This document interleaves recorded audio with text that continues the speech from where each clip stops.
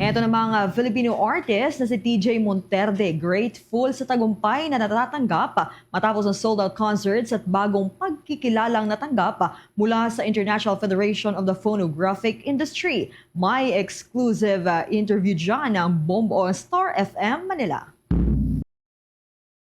Grateful ang singer-songwriter na si TJ Monterde sa sunod-sunod na blessing sa kanyang career.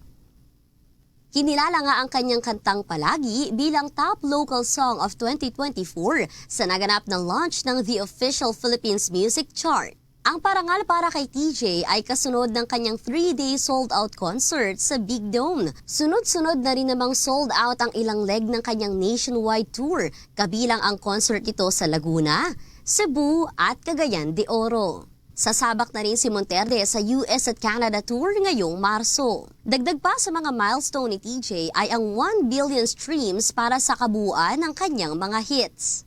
Sa exclusive red carpet interview ng Star FM Manila kay TJ sa naganap na launch party sa Taguig, masaya ito sa natatamong tagumpay sa kanyang music career at looking forward rin ng singer sa lalong pag-usbong ng OPM. Whatever's happening sa career ngayon, kung nasan ako ngayon, it's beyond what I ever dreamt of.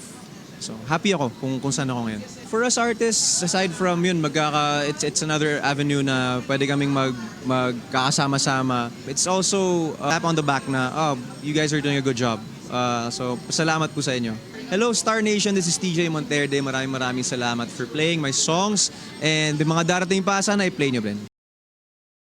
Yan ang report mula rito sa himpilan ng 102.7 Star FM Manila. Nag-uulat, Star DJ Kimi Gora para sa #1 and most trusted radio network in the country, Bombo Radio Philippines. Basta Radio, Bombo!